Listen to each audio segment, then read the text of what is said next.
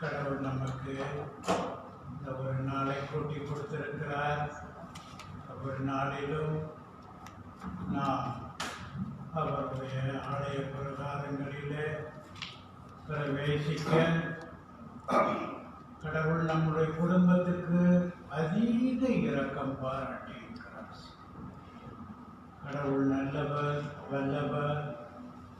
நாம் எல்லாரும் இந்த நன்மையான ஈவுகளை நினைத்து முழு மனதோடு அவரை தொழுது கொள்ள கடவுள் நமக்கு இறங்க வேண்டும். நம்முடைய பாவங்களை தொடர்ந்து மன்னித்து பரிசுத்த ஆவியானவர் தாமே நம்மை பலப்படுத்தி வழிநடத்த வேண்டும் என்று எல்லாரும் ஜெபம் செய்து கொள்வோம்.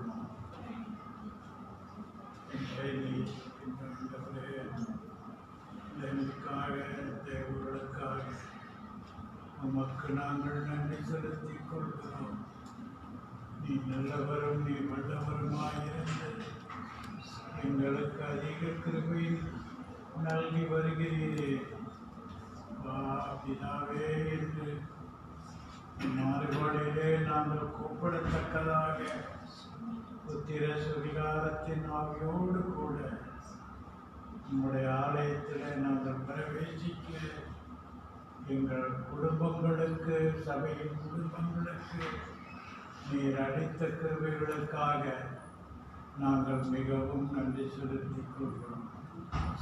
பாடல்கள் வழியாக உம்மை துதிக்க வேண்டும். ஜெபங்களின் வழியாக நாங்கள் எல்லாரும் மதண்டையிலே கட்டி சேர அருள் புரியும் சுவாமி. தேவ செய்தியின் வழியாகவும் உம்முடைய வார்த்தை கொண்டு எங்களோடு கூட நீர் இடைப்படும்படியாக நாங்கள் வேண்டுதல் செய்கிறோம். கிருபையா எங்களுக்கு இறங்கும். எங்களுடைய பாவங்களையும் மீறல்களையும் கிருபையா எங்களுக்கு மன்னித்து நீர் எங்களோடு கூட இடைப்படுமாறு கிறிஸ்துவின் நாமத்தில் ஜெபிக்கிறோம்.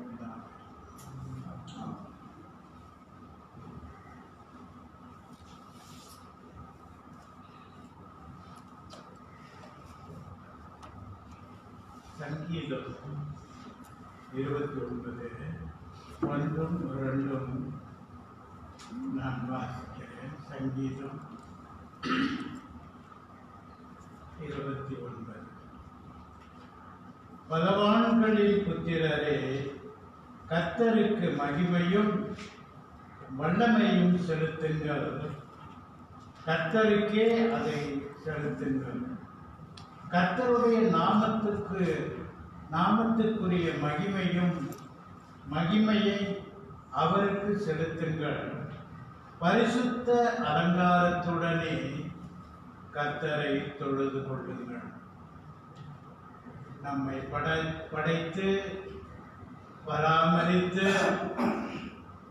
பாதுகாத்து வழி நடத்தி வந்த அந்த நல்ல தேவனை இந்த மாலை வேளையிலே நாம் போற்றும் வண்ணமாக, துதித்து பாடும் வண்ணமாக, அவருடைய நாமத்தை உயர்த்தும் வண்ணமாக, பலவான்களின் புத்திரரே, கர்த்தருக்கு மகிமையும் வல்லமையும் செலுத்துங்கள். கர்த்தருக்கே அதை செலுத்துங்கள் என்று சபையார் யாவரும் எழுந்தின்று பாடலை நாம் பாடுவோம். அலங்கார ஆசிரியராக கைகளை தட்டி நாம் பாடுவோம். எல்லாரும் கைகளை தட்டி பாடுவோம். இந்த பாடலுக்கு பிற்பாடு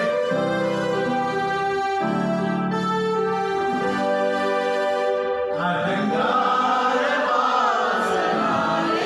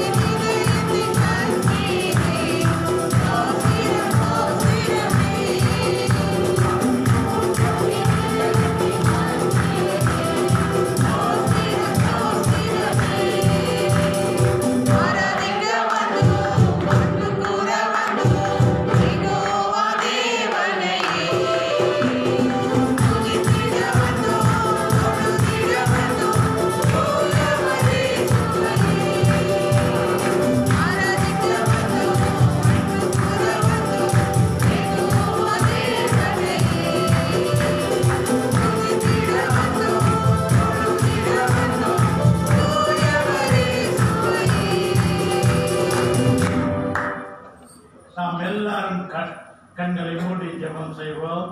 சகோதரர் தர்மின் இந்த துவக்க ஆராதனைக்காக ஜெபிக்குமாறு கேட்டுக்கொள்கிறேன். அதிகமாக நேசிக்கிற எங்கள் அன்பின் பரலோக பரமபிதாவே, இந்த மாலை நேரத்துல ஆலய பிரகாரங்களில் ராஜா பிரவேசித்து ஆண்டவரே உம்மை ஆராதிக்க, துதிக்க, ஆண்டவரே உங்களுடைய பிரசன்னத்தை நாங்கள் உணரத்தக்க ராஜா நாங்கள் வந்திருக்கிறோமா இருக்கிறோம். இந்த மாலை நேரத்தை ஆசீர்வதிக்குமாறு நாங்கள் ஜெபம் செய்கிறோம். ஆண்டவரே ஆராதனை துவக்கம் முதல் இறுதி வரையும் எங்களோடு கூட இடைப்பாடுமாறு நாங்கள் ஜெபம் செய்கிறோம். ஆண்டவரே மூலமாக ஆண்டவரே கேட்க போற செய்தி மூலமாக சுபத்தின் மூலமாக நாங்கள் இன்னும் உங்களோடு கூட நாங்கள் நெருங்க, மன திரும்புதலான இருதயத்தோடு கூட ராஜா நாங்கள் வீடு திரும்ப எங்களுக்கு உதவி செய்யும். வசனங்கள் கிரியை செய்யத்தக்க நாங்கள் ஜெபம் செய்கிறோம். ஆண்டவரே மற்றவர்கள் யாரும் பெருமையாக திரும்பாதபடிக்கு கர்த்தாவே உங்களுடைய ஈவுகளை பெற்றுக்கொள்ள எங்களுக்கு நீங்க உதவி செய்யும்.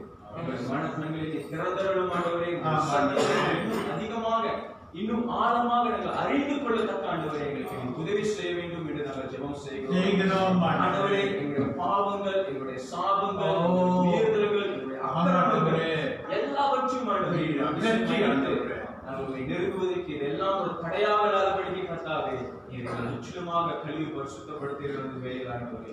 ஆண்டவரே இந்த பிரசன்னத்தை நம்ம தொடர்ந்து நாங்கள் உணர்ந்து ஆண்டவரே மத்தியில் இருக்கிறது என்று தேவ பயத்தோடு கூட ராஜா ஆராதிக்க மத்தியில் இருக்கிறது என்று நாங்கள் விசுவாசிக்கிறோம். ஆண்டவரே நன்றி செலுத்துகிறோம். ஆண்டவரே அப்பா இந்தவர்கள் யாரும் ஆண்டவரே உண்மையாக திரும்பக்கூடாது. ஆண்டவரே எங்களோடு கூட இடைப்படுவீராக நாங்கள் செய்கிறோம். பலப்படுத்தும் விசுவாச பாதைகளை தொடர்ந்து எங்களை பலப்படுத்துகிறார், தொடர்ந்து வழி நடத்துகிறார். இயேசுவின் நாமத்தில் ஜெபிக்கிறோம் நல்ல பிதாவே. சபையார் அமர்வுக்கு அடுக்கிற இன்னொரு பாடலையும் ஒரு நாளும் என்னை மறவா தெய்வம் நீ, மிகவும் அருமையான பாடல். ஒவ்வொரு நாளும் தேவன் நம்மளை கண்மணி போல காத்து வருகிறார். இஸ்ரவேல் மக்களுக்கு மேக ஸ்தம்பமாகவும் அக்கினி சம்பவமாகவும் இருந்து அவர்களை அனல் மூட்டி வழி நடத்தி வந்தார். வனாந்தரத்திலே 40 வருஷம் அவர்களை போஷித்து பராமரித்து வந்தார். இந்த பாடல் அப்படியாக சொல்லுகிறது, ஒரு நாளும் என்னை மறவா தேவன்.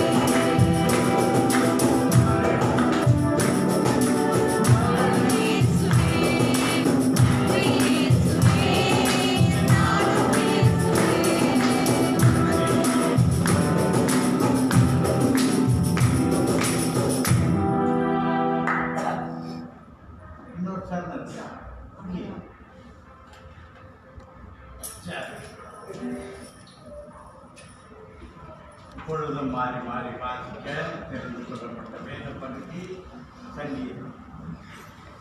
தயவுசெய்து பைபிள் வைத்திருக்கிறவங்க எடுத்துரைக்க.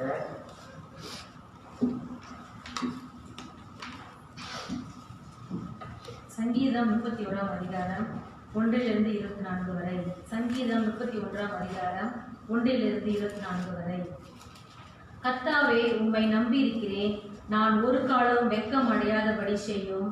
உமது நீதி நிமித்தம் என்னை விடுவியும்.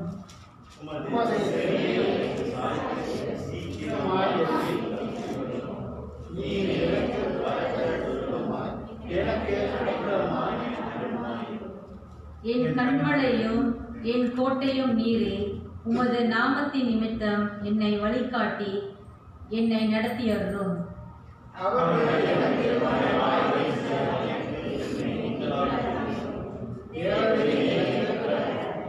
உமது கையில் என் ஆவியை ஒப்புவிக்கிறேன். சத்தியபரனாகிய கர்த்தாவே, நீர் என்னை மீட்டுக் கொண்டீர்.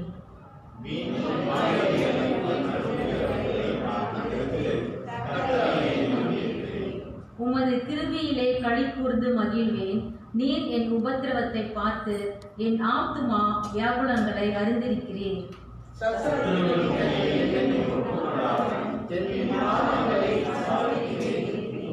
எனக்கு இரங்கும் கர்த்தாவே, நான் நெருக்கப்படுகிறேன்.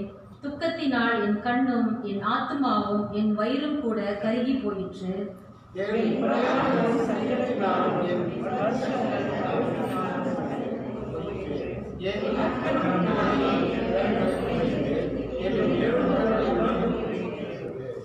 என் சத்துருக்களாகிய யாவர் நிமித்தமும் நான் என் அயலாருக்கு நிந்தையும் எனக்கு அறிமுகமானவர்களுக்கு அருள்களிப்பேன். வீதியிலே என்னை கண்டவர்கள் எனக்கு விலகி ஓடி போனார்கள்.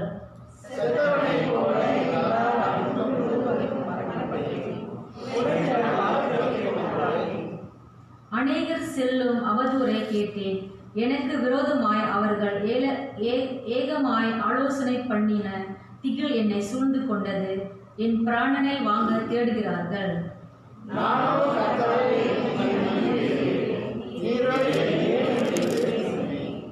என் காலங்கள் உமது கரத்தில் இருக்கிறது. என் சத்துருக்களின் கைக்கு என்னை துன்பப்படுத்துவர்கள் கைக்கும் என்னை தப்புவியும். முகத்தை எனக்கு பிரகாசிக்க பண்ணி உமது கிருபையினாலே என்னை ரட்சியும். கர்த்தாவே, உம்மை நோக்கி கூப்பிட்டேன். நான் வெட்கப்பட்டு போகாதபடி செய்யும். துன்மார்க்கர் வெட்கப்பட்டு பாதாளத்தில் மௌனமாய் இருக்கட்டும்.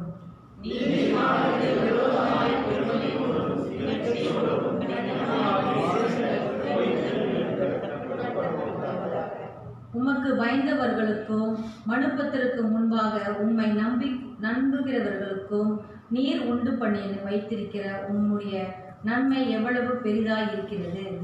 மனுஷருடைய அகங்காரத்திற்கு அவைகளை சமூகத்தின் மறைவிலை மறைத்து நாவுகளின் சண்டைக்கு அவர்களை விலக்கி உமது கூடாரத்திலே ஒளிவித்து கர்த்தர் அரணான நகரத்தில் எனக்கு தமது கிருபையை அதிசயமாய் விளங்க பண்ணினபடியால் அவருக்கு ஸ்தோத்திரம். உம்முடைய கண்களுக்கு முன்பாக என்று நான் என் மனுக்களை சொன்னேன். ஆனாலும் நான் என்னை நோக்கி கூப்பிட்டபோது என் விண்ணப்பங்களின் சத்தத்தை கேட்டேன். கர்த்தருடைய பரிசுத்தவான்களே, நீங்கள் எல்லாரும் அவரை அன்பு கூறுங்கள். உண்மையானவனை கர்த்தர் தற்காத்து இடும்பு செய்கிறவர்களை பூரணமாய் பதிலளிப்பார். 24ஆம் வசனம் சேர்ந்து வாசிப்போம். கர்த்தருக்கு காத்திருக்கிறவர்களே, நீங்கள் எல்லாரும் திடமனதாயிருங்கள். அவர்கள் உங்கள் இருதயத்தை கர்த்தர் தாமே வசனத்தை ஆசீர்வதிப்பார். தேவன் தாமே இந்த திருவசனங்களை நம்முடைய உள்ளங்களில் பதிப்பாராக. 23வது கர்த்தருடைய பரிசுத்தவான்களே, நீங்கள் எல்லாரும் அவரில் அன்பு கூறுங்கள். உண்மை உள்ளவனை கர்த்தர் தற்காத்து இடும்பு செய்கிறவனுக்கு பூரண பதிலளிப்பார். கர்த்தருக்கு காத்திருக்கிறவர்களே, நீங்கள் எல்லாரும் திடமனதாயிருங்கள். அவர் உங்கள் இருதயத்தை ஸ்திரப்படுத்துவார். கர்த்தருக்கு காத்திருக்கிறவர்களே, நீங்கள் எல்லாரும் திடமனதாயிருங்கள். அவரை தொழுது கொள்ள வந்திருக்கிற, அவருக்கு ஆராதனை செய்ய வந்திருக்கிற நம் எல்லாரையும் கடவுளுடைய வசனமானது திடமனதாயிருங்கள். கலங்க வேண்டாம், பயப்பட வேண்டாம், திடமனதாயிருங்கள் என்று சொல்லுகிறார். அவர் உங்கள் இருதயத்தை ஸ்திரப்படுத்துவார். கடவுள்தான் நம்மளுடைய இருதயத்தை ஒழுங்குபடுத்தி கோணலான வழியிலிருந்து நம்முடைய வாழ்க்கையை நேராக நல் வழியிலும் நல்ல பாதையிலும் திருப்ப அவரால் தான் முடியும். அதனால தான் இங்க அவர் சொல்றார், உங்கள் இருதயத்தை ஸ்திரப்படுத்துவாராக. கடவுளை நாம் தொழுது கொண்டு வரும் பொழுது, அவருக்கு பயந்து நாம் வாழும் பொழுது, உண்மை உள்ளவனை கர்த்தர் தற்காத்து, கடவுளுக்கு நாம் உண்மையாக தொடர்ந்து இருக்கும் பொழுது, நம்முடைய வழிகளை கர்த்தருக்கு முன்னதாக அவர் செவ்வைப்படுத்தி கடவுள் நம்மை வழி நடத்துகின்றது. மிகவும் அருமையான வசனம். கடவுள் நம் ஒவ்வொருத்தரையும் பலப்படுத்தி வழி நடத்துவார்கள். அந்த ஆண்டவராகிய இயேசு கிறிஸ்துவின் நாமத்தில் உங்கள் யாவரையும் அன்போடு கூட வரவேற்கிறோம். கடவுளுடைய கிருபையினாலும் மறுக்கங்களினாலும் நான் இந்த புதன்கிழமையும் வேத தியானத்திலே அநேகர் வந்து கலந்து கொண்டாங்க. அதுக்காக நான் ரொம்ப நன்றி செலுத்துகிறேன். குறைவுள்ள மக்களாயிருந்தாலும் கடவுள் கூடவே இருந்து இந்த யோபு புத்தகத்தின் வழியாக நம்முடைய வாழ்க்கையின் படிப்பினைக்கு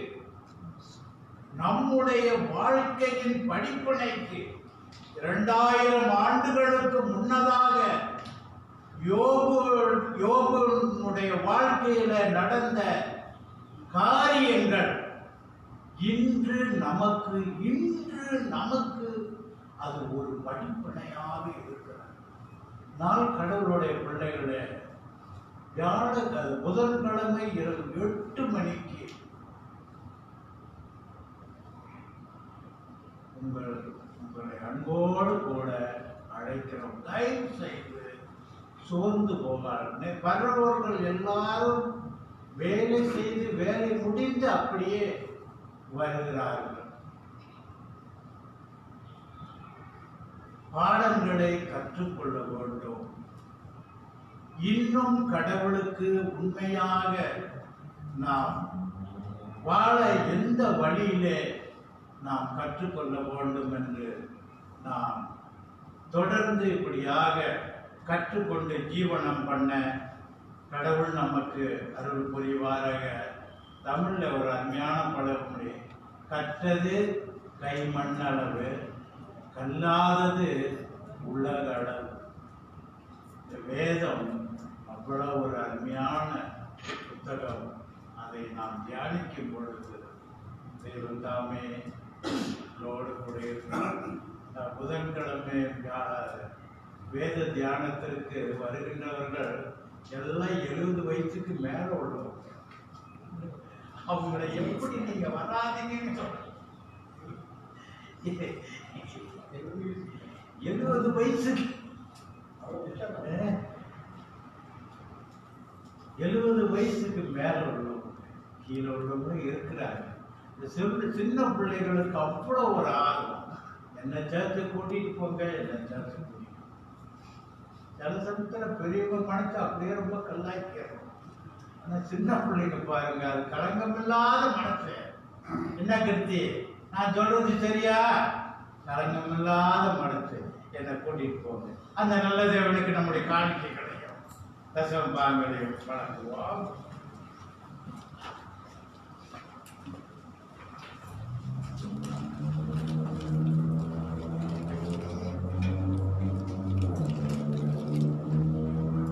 மீண்டுமாக நான் நன்றி செலுத்துகிறேன். இன்னைக்கு சபையாராக நம்ம எல்லாரும் கூட முடியிருந்து சில சபைகளில் இன்னும் மக்கள் கூட அவங்க அனுமதிக்கல. ஆனாலும் நீங்கள் பிள்ளைகள் உள்ளுக்கெல்லாம் பிள்ளைகள் இருக்காங்க. பிள்ளைகளோடு கூட நாம் ஆராதனை செய்ய முடிகிறதற்காக நாம் மிகவும் நன்றி செலுத்தினோம். மூலவத்தாரி அந்த பாடலை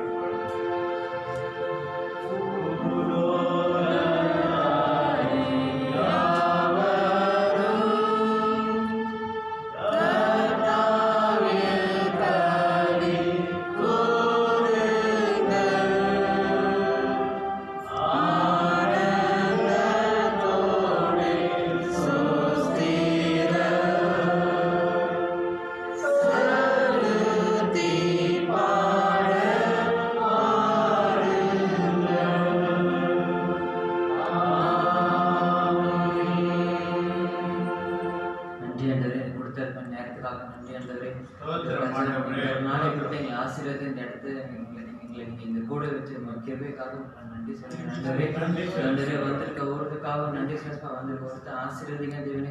அதே போல அவங்க போட்ட காணிக்கையும் ஆசீர்வதிங்க ஆண்டவரே. அவங்க இன்னும் மேல படுத்துங்க ஆண்டவரே. இன்னும் ஆவிக்கிற வாழ்க்கை இன்னும் நாங்கள் நல்லா வளர்ந்து வரதுக்கே எங்களுக்கு உதவி செய்யுங்க ஆண்டவரே. தொடர்ந்து இந்த காணிக்கை பணத்தை ஆண்டவரே உங்களுடைய விருப்பத்தை போல உங்களுடைய சித்தத்தை போல நாங்கள் எடுத்து பயன்படுறதுக்கு எங்களை வழி நடத்துங்க ஆண்டவரே. நன்றி ஆண்டவரே. இயேசுவின் நாமத்தை ஜெபிக்கிறேன் நல்ல பிதாவே. போதக ஜெபத்திற்கு கடந்து செல்வதற்கு முன்னதாக இன்னொரு பாடலையும் பாடுவோம். நன்றி பிதாவே நன்றி செலுத்துகிறேன். இறுதி சரணம் வரும்போது சபையார் யாவரும் எழுந்து நிற்க கேட்கிறேன்.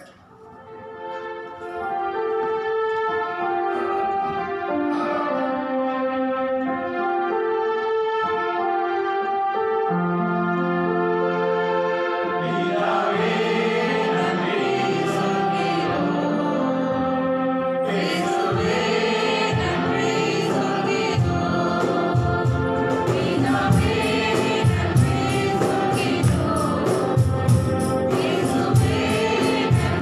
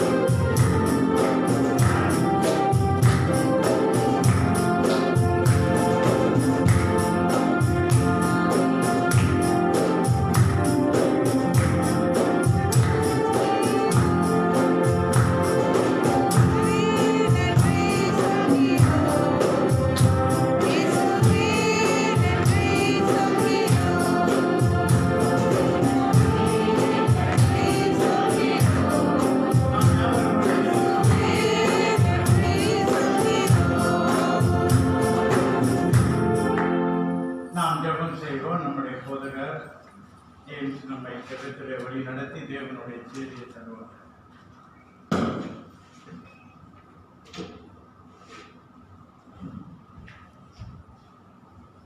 நாம் யாவரும் தங்களை மூடி ஜெபம் செய்வோம்.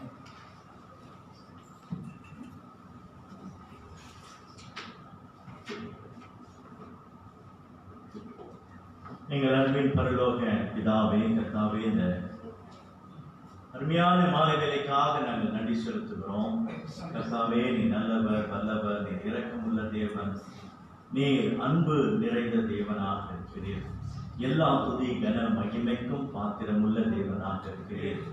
ஆண்டவரே, நீர் ஒருவரே மகத்துவமும் ஒருவரே அதிசயங்களையும் செய்கிற தேவனாக இருக்கிறீர். கர்த்தாவே, உம்முடைய நாமம் மேலான நாமம், உம்முடைய நாமம் அதிசயமான நாமம். நீர் ஒருவரே சிருஷ்டிகர். ஆண்டவரே, சகலத்தையும் படைத்து பராமரிக்கிற தேவனாக இருக்கிறீர். சர்வத்திற்கும் லோகாதிபதியே, உம்மை வாழ்த்துகிறோம். ஆண்டவரே, உம்மை போற்றுகிறோம், உம்மை துதிக்கிறோம். எங்களை படைத்து எங்களை பராமரிப்பது மாத்திரமல்ல, உம்முடைய குமாரனாகிய இயேசு கிறிஸ்துவின் மூலம் எங்களுக்கு அளித்த இலவசமான ரட்சிப்புக்காக நாங்கள் நன்றி செலுத்துகிறோம். ஆண்டவரே, நீர் அளித்த இந்த ரட்சிப்பினால் எங்களுக்கு பாவ மன்னிப்பும் எங்களுக்கு நித்திய ஜீவனும் உண்டாயிருப்பதற்காக நாங்கள் நன்றி செலுத்துகிறோம். பாவ சேற்றிலிருந்து எங்களை நீர் தூக்கி எடுத்து நீதிமானாக்கினீரே, உமக்கு நாங்கள் நன்றி செலுத்துகிறோம். உம்முடைய சுத்த கிருபையிலே கர்த்தாவே, எங்களை நீர் கிருபையாய் இம்மட்டும் நடத்தி வருகிறீர்.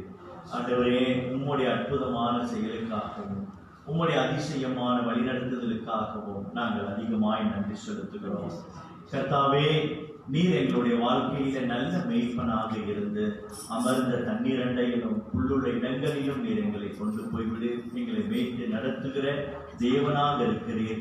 எங்களுடைய பாதம் கல்லில் விடாதபடி ஆண்டவரே, நீர் எங்களை நடத்துகிற தேவனாக இருக்கிறீர். ஆண்டவரே, உமது கோலும் உமது தனியும் எங்களை தேற்றுகிறதுக்காக நாங்கள் நன்றி செலுத்துகிறோம். நாங்கள் மரண இருளின் பள்ளத்தாக்கிலே நடந்தாலும் பொல்லாப்புக்கு பயப்படாமல் ஆண்டவரே, உம்முடைய கிருபை முற்றிலுமாக எங்களை சூழ்ந்து கொண்டு ஆண்டவரே, உம்முடைய ஆவி பாய்ந்த கரமானது எங்களை அணைத்து எங்களை அரவணைத்து எங்களை ஆற்றி தேற்றி பலப்படுத்தி திடப்படுத்தி நடத்துவதற்காக நாங்கள் நன்றி செலுத்துகிறோம். எங்களுடைய கண்ணீரை காண்பவரே, எங்களுடைய வேதனையிலே நாங்கள் உம்மை நோக்கி கூப்பிடும் பொழுது நீர் எங்களுக்கு அனுகூலமாய் இருந்த ஆண்டவரே, எங்களுடைய கண்ணீரை கர்த்தர் துடைத்து எங்களை ஒரு தாய் தேற்றுவது போல எங்களை தேற்றி நடத்துகிறவரே, உமக்கு நாங்கள் நன்றி செலுத்துகிறோம். ஆண்டவரே, உம்முடைய வார்த்தையை கொண்டு எங்களை ஆறுதல் படுத்துகிறீர். உம்முடைய வார்த்தை கொண்டு எங்களை சீர்படுத்துகிறீர். உம்முடைய வார்த்தை கொண்டு எங்களை நீதியின் பாதையிலே நடத்துகிறீர். உம்முடைய வார்த்தையை கொண்டு ஆண்டவரே, எங்களை கண்டித்து நடத்துவதற்காக நாங்கள் நன்றி செலுத்துகிறோம். ஒரு தகப்பன் தன்னுடைய பிள்ளையை சிட்சிப்பது போல ஆண்டவரே, நீர் எங்களுக்கு நல்ல தகப்பனாக இருந்து எங்களை சிட்சித்து நடத்துவதற்காக நாங்கள் நன்றி செலுத்துகிறோம். ஆண்டவரே, இந்த நல்ல தெய்வமாகிய கர்த்தராகிய இயேசு கிறிஸ்துவை நாங்கள் பின்பற்றி நடக்க இந்த மாபெரிய பாக்கியத்தை எங்களுக்கு தந்தவரே, உமக்கு நன்றி செலுத்துகிறோம் கர்த்தாவே. ஆண்டவரே, நீ செய்த எல்லா நன்மைகளையும் நாங்கள் நினைத்து பார்க்கிறோம் கர்த்தாவே. நாங்கள் இந்த உலகத்திலே ஜீவனம் பண்ணும்படியாக கர்த்தருடைய அனுக்கிரகம் எங்கள் ஒவ்வொரு நாளும் எங்கள் மேல் இருந்து வருவதற்காக நாங்கள் நன்றி செலுத்துகிறோம். உன்ன உணவு உடுத்த உடை உடங்கு எல்லாம் போக்கிலும் வரத்திலும் ஆண்டவரே எங்களுக்கு பாதுகாப்பு நல்கிறேன். ஆண்டவரே, எங்களுடைய உள்ளத்திலே சமாதானத்தையும் அமைதியையும் நிம்மதியையும் நீர் கொடுத்து வருகிறீர். அதற்காக நாங்கள் நன்றி செலுத்துகிறோம். ஆண்டவரே கர்த்தாவே, இந்த தேசத்திலே நாங்கள் அமைதலோடு சமாதானத்தோடு நிம்மதியோடு கூட நாங்கள் நடமாட முடிகிறது. அதற்காக நாங்கள் நன்றி செலுத்துகிறோம். ஆண்டவரே, இத்தனை பாக்கியத்தை இதோ உடைய ஜனங்களுக்கு நீர் அருள் இருக்கிறீரே, உமக்கு நாங்கள் நன்றி செலுத்துகிறோம். ஆண்டவரே, நன்றி செலுத்துகிறோம் கர்த்தாவே.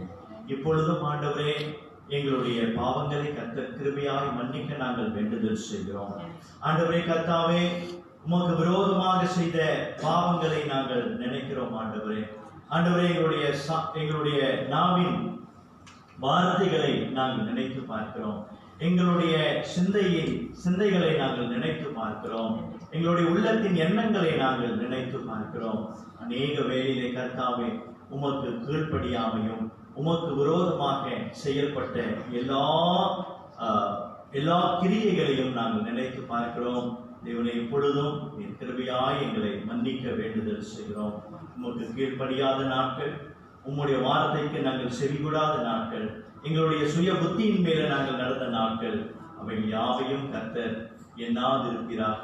ஆண்டவரே, நீர் எங்களை மன்னித்து தொடர்ந்து உம்முடைய இரக்கத்தின்படியே எங்களை நடத்த வேண்டுதல் செய்கிறோம்.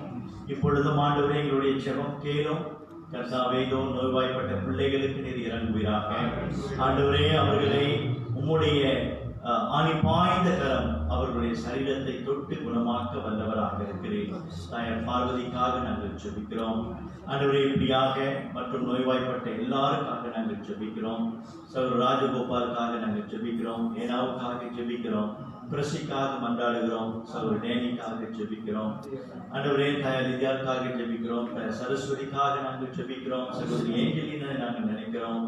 ஆண்டவரே, சகோதரர் ராமநாதன், சகோதரர் ஆறுமுகத்துக்காக ஜெபிக்கிறோம். பிரமிளாவுக்காக ஜெபிக்கிறோம். பிள்ளைகளை எல்லாம் கர்த்தாவே கிருபையாய் கண்ணோக்கி பார்த்து ஆண்டவரே அவர்களை தொடுபடியாக அவர்களுடைய பலவீனத்திலே கர்த்தர் அவர்களை பூரணமாய் தாங்கி வழிநடத்த வேண்டுதல் செய்கிறோம். ஆண்டவரே, கர்த்தாவே, இந்த வேலையில சேகர் ஜெசிகாவுக்கு நீர் இரக்கம் பாராட்டி ஆண்டவரே நீர் ஆசீர்வாதமாக கொடுத்த குழந்தைக்காக நாங்கள் நன்றி செலுத்துகிறோம். அப்படியாக தொடர்ந்து இந்த தம்பதிகளை நீர் வழிநடத்த விசேஷமாக காயும் செய்யும். தொடர்ந்து சுகத்தோடு பலத்தோடு கூட இருக்க ஆண்டவரே அவர்களுக்காக நாங்கள் ஜெபிக்கிறோம். ஆண்டவரே, தொடர்ந்து உங்களுடைய கிருபை உங்களுடைய சபை மக்கள் மேல் இருப்பதாக. பலவிதமான போராட்டங்களை கடந்து போகிற பிள்ளைகளுக்கு நீர் இறங்கி அவர்களை பலப்படுத்தி நடத்துவீராக. ஆண்டவரே, இந்த பொருளாதார வீழ்ச்சியின் காலகட்டத்திலே நாங்கள் என்ன செய்ய வேண்டும், எப்படி செய்ய வேண்டும் என்று தேவனே சாலமோனுக்கு தந்த ஞானத்தை இதோ உடைய பிள்ளைகளுக்கு கர்த்தர் அருளும்படியாக நாங்கள் வேண்டுதல் செய்கிறோம். கர்த்தாவே, வேலை செய்கின்ற பிள்ளைகளுக்காக நாங்கள் ஜெபிக்கிறோம். ஆண்டவரே, வேலை செய்கிற பிள்ளைகள் தொடர்ந்து கரிசனையோடு உத்தமத்தோடு பயபக்தியோடு வேலை செய்ய அவர்களுக்கு நீர் இரக்கம் பாராட்டுவீராக. வேலை இல்லாதவர்களுக்கு தொடர்ந்து வேலை தர கர்த்தர் வல்லவராக இருக்கிறீர். ஆண்டவரே, கர்த்தாவே, சிங்கையிலே குடும்பத்தை விட்டு அங்கே வேலை செய்து கொண்டிருக்கிற பிள்ளைகளுக்காக நாங்கள் ஜெபிக்கிறோம். சுரேஷ்காக ஜெபிக்கிறோம். டேனிக்காக ஜெபிக்கிறோம். கோவிந்த்காக ஜெபிக்கிறோம். சிசிலியாவுக்காக நாங்கள் ஜெபிக்கிறோம். ஜான் கண்ணாவுக்காக ஜெபிக்கிறோம். ஆண்டவரே, ஜோஷாவுக்காக நாங்கள் ஜெபிக்கிறோம். பிள்ளைகளை எல்லாம் கர்த்தர் கிருபையாய் முன்னோக்கி பார்த்து ஆண்டவரே உடைய பலன் அவர்களை தாங்கட்டும். ஆண்டவரே, குடும்பத்தை விட்டு இருக்கின்ற இந்த நாட்களிலே கர்த்தர் தாமே அவர்களை ஆறுதல் படுத்த பலப்படுத்த அவர்களும் தொடர்ந்து இந்த காலகட்டத்திலே கர்த்தரை தேட ஆலயத்துக்கு செல்ல ஆண்டவரே அவர்களுக்கு உதவி செய்ய நாங்கள் ஜெபிக்கிறோம். எங்களுடைய தேசத்தையும் கர்த்தாவே நீ கிருபையாய் நடத்துவீராக. பலவிதமான குழப்பங்கள் இருந்தாலும் ஆண்டவரே நீர் அநேக காரியங்களை சீர்படுத்தி வருகிறீர், அதற்காக நன்றி. ஆண்டவரே, தொடர்ந்து இந்த தேசம் செழிப்பாக இருக்க எங்கள் நாட்டு தலைவர்கள் தொடர்ந்து கர்த்தர் ஆளுகை செய்கிறார் என்று கர்த்தருக்கு பயந்து ஆளுகை செய்ய அவர்களுக்கு கிருபை பாராட்டும். ஆண்டவரே, எங்களுடைய இதர சபைகளுக்காக நாங்கள் ஜெபிக்கிறோம். கம்மாஸ் சபைக்காக, பூலாய் சபைக்காக, புக்கிலிண்டா சபைக்காக நாங்கள் நன்றி செலுத்துகிறோம். இந்த சபைகளிலே நடக்கிற எல்லா ஆராதனைகளுக்காக நன்றி. நேற்றைய தினத்திலே புக்கிலிண்டாவிலே நடந்த ஆராதனைக்காக நாங்கள் நன்றி செலுத்துகிறோம். அநேகரை நீர் அழைத்து வந்தீர், அதற்காக நன்றி. நாளைக்கும் நடக்கிற எல்லா ஆராதனைகளிலே கர்த்தருடைய நாமம் மகிமைப்படுவதாக. ஆண்டவரே, இப்படியாக எங்களுடைய பெத்லகேம் சிங்கப்பூர் சபைக்காக நாங்கள் ஜெபிக்கிறோம். அந்த சபையும் கர்த்தாவே தொடர்ந்து நடத்த வேண்டுதல் செய்கிறோம். கர்த்தாவே, நீ நல்லவர், வல்லவர், நீர் இரக்கமுள்ளவர். எங்களுடைய தேவைகளை கர்த்தர் கிருபையாய் சந்திக்கிறவர். இப்பொழுதும் உடைய வார்த்தை கொண்டு கர்த்தர் எங்களோடு கூட பேசுவீராக. ஆண்டவரே, இந்த வாரத்திலே பிறந்த நாளை திருமண நாளை நினைவு கூறுகிற டேனி எலிசபெத்துக்காக நாங்கள் ஜெபிக்கிறோம். ஆண்டவரே, நீ கிருபையாய் இறங்கி இந்த தம்பதியருக்கு நீர் கிருபை பாராட்டி இந்த வாழ்க்கையிலே அவர்களை தொடர்ந்து வழிநடத்தி வருவதற்காக நன்றி. வருகின்ற ஆண்டிலும் கர்த்தாவே உடைய கரம் இந்த தம்பதிகளை தொட அவர்கள் செய்கின்ற ஊழியத்தை கர்த்தர் அங்கீகரிக்க ஆண்டவரே குடும்பத்தை பக்தியின் பாதையில நடத்த அவர்களுக்கும் கர்த்தர் இரக்கம் பாராட்டுகிறார்கள். ஆண்டவரே, எங்களுடைய சபை கட்டட காரியத்தை உடைய கரத்திலே வைக்கிறோம். எல்லா காரியங்களையும் நீர் வாய்க்க பண்ணுகிற தேவன், அப்படியாக நீர் வாய்க்க பண்ண நாங்கள் ஜெபிக்கிறோம். ஆண்டவரே, இப்பொழுதும் உடைய வார்த்தையை நாங்கள் தியானிக்க வந்திருக்கிறோம். கர்த்தாவே, எங்களோடு கூட பேசுவதாக. உடைய வார்த்தைக்கு நாங்கள் கீழ்ப்படிந்து நடக்க எங்களுக்கு கிருபை பாராட்டும். மீண்டுமாக எங்களுடைய பாவங்களை மன்னித்து உங்களுடைய வசனத்திற்கு நேராக எங்களுடைய இருதயத்தை திருப்புகிறார்கள். இயேசுவின் இன்ப நாமத்திலே இந்த ஜெபத்தை இருக்கிறோம் ஜீவனுள்ள நல்ல பிதாவே, ஆமென். அமருங்கள்.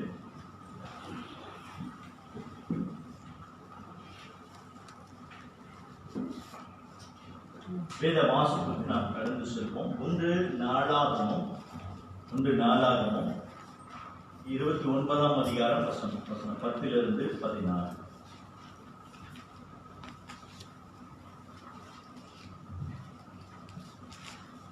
1 நாளாகமம் 29ஆம் அதிகாரம் வசனம் 10 தொடங்கி 14 வரை.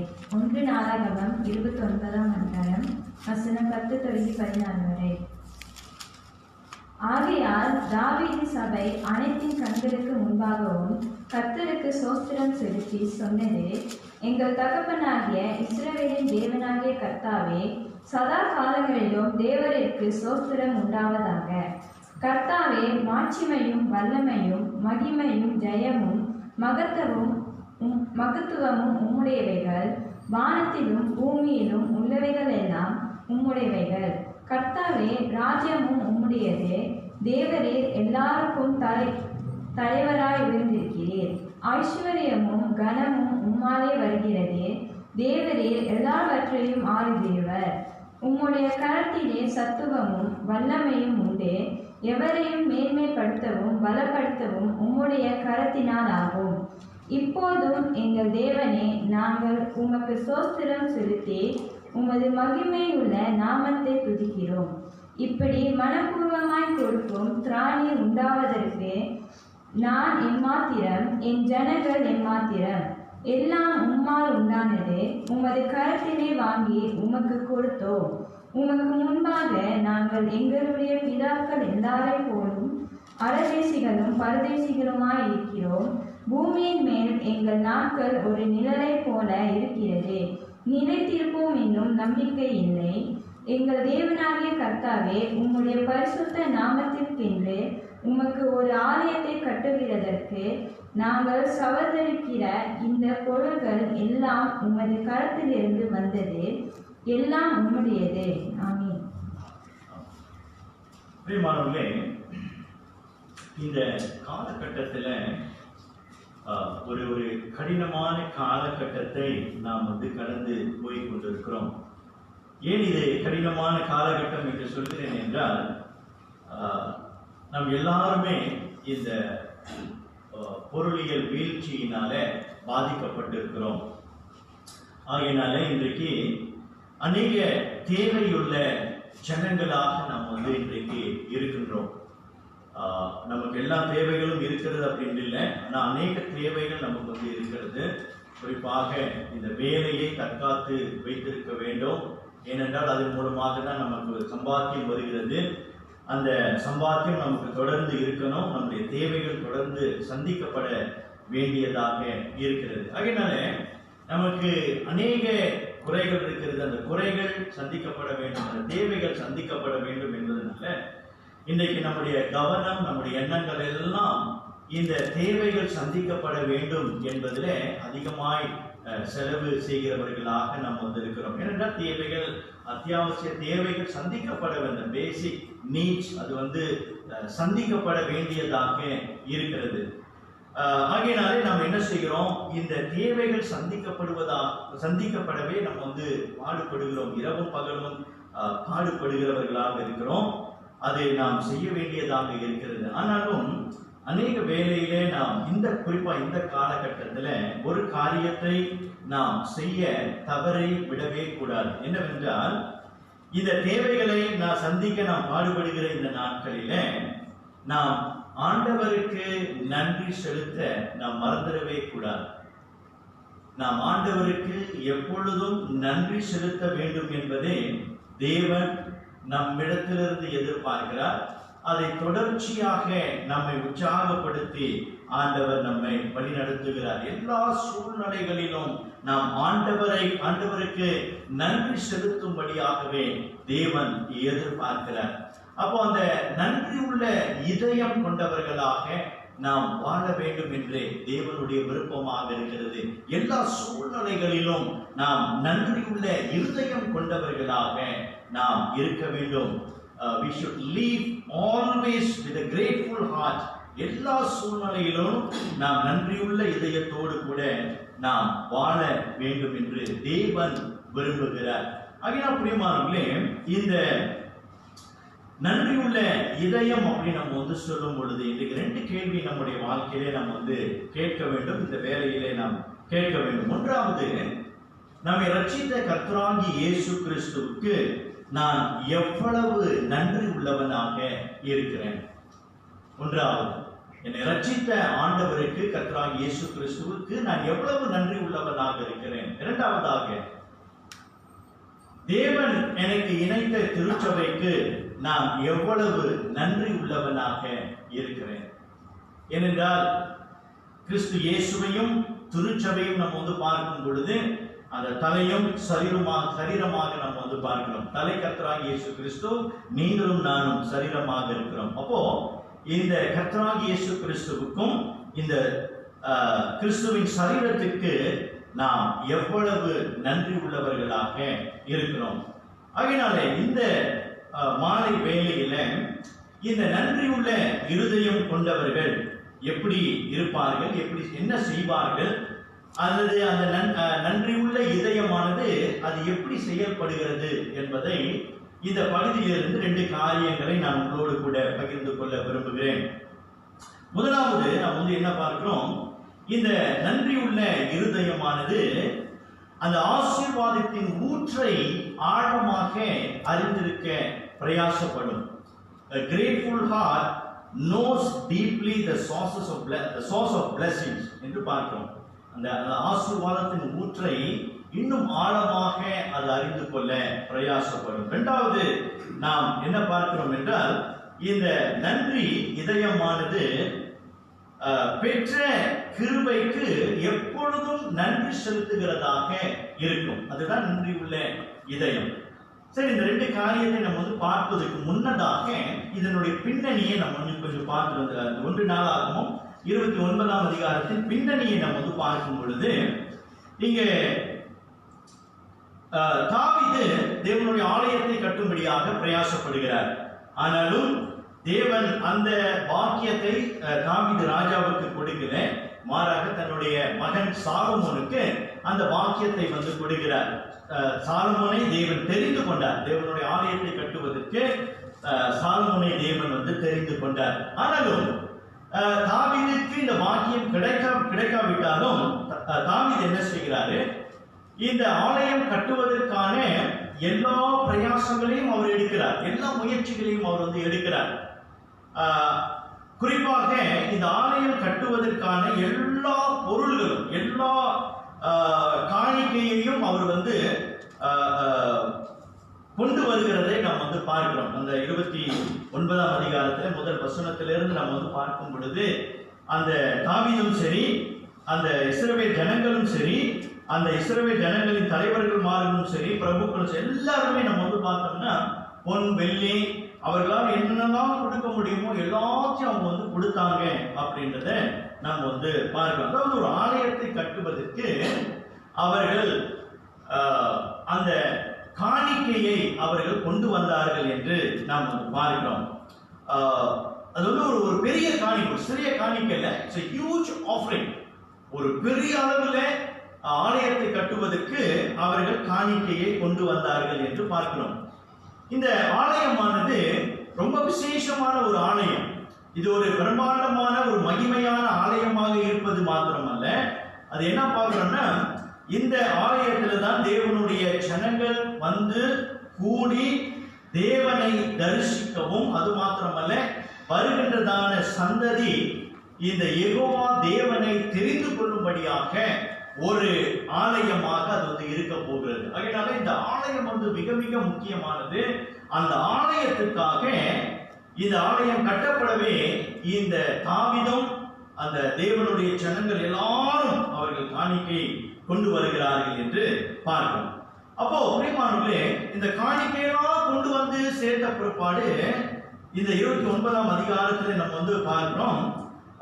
10ஆம் வசனத்திலிருந்து நம்ம வந்து வாசிக்கும் பொழுது தாவீது தேவனுக்கு நன்றி செலுத்துகிறதை நம்ம வந்து பார்க்கிறோம். காணிக்கையெல்லாம் வந்த பிறகு தாவீது ஆண்டவருக்கு நன்றி செலுத்துகிறார் என்று நாம் வந்து பார்க்கிறோம்.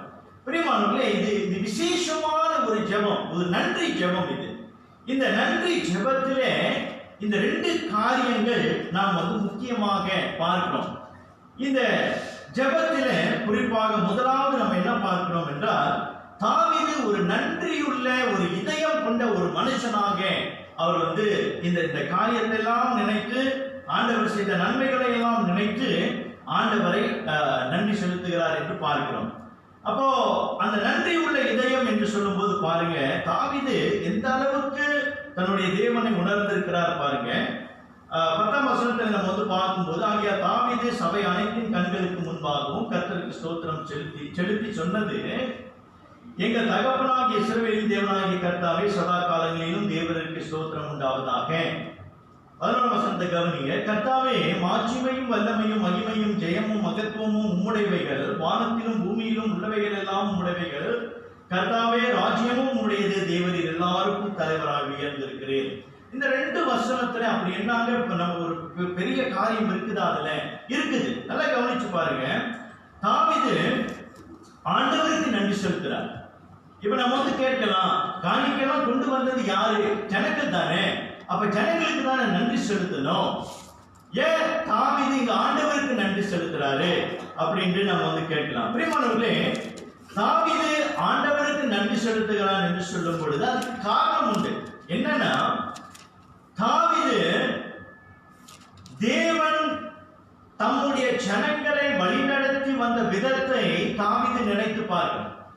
ஏனென்றால் இஸ்ரவேல் ஜனங்களை தேவன் அவர்களை ரட்சித்தது, அவர்களை நடத்தி வந்தது, அவர்களை பராமரித்த விதம் அது ஆச்சரியமானது, அது அற்புதமானது, அது மகத்துவமானது என்று நாம் வந்து பார்க்கிறோம்.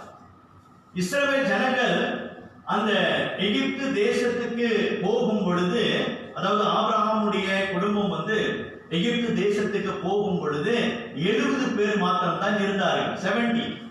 ஆனால் 400 வருடத்துக்கு பிற்பாடு அந்த எகிப்து தேசத்திலிருந்து ஆண்டவர் அவர்களை புறப்பட பண்ணும் பொழுது, அடிமைத்தனத்திலிருந்து அவர்களை புறப்பட பண்ண வைக்கும் பொழுது கோடிக்கணக்கான ஜனங்களாக விருத்தி அடைந்தார்கள் என்று பார்க்கிறோம். ஒரு சிறிய ஜனமாக இருந்த அந்த ஜனத்தை ஆண்டவர் ஒரு பெரிய ஜாதியாக்கினார் என்று பார்க்கிறோம். அது மாத்திரமல்ல, அந்த 40 வருஷம் அந்த சீனாய் மலையிலையும் சரி, அதன் பிறகு வனாந்தரத்திலே நம்ம வந்து பார்க்கும் பொழுது ஆண்டவர் அவர்களுக்கு அக்னி ஸ்தம்பமாகவும் மேக ஸ்தம்பமாகவும் அற்புதமாக ஆச்சரியமாக அவர்களை வழிநடத்தி வந்தார்.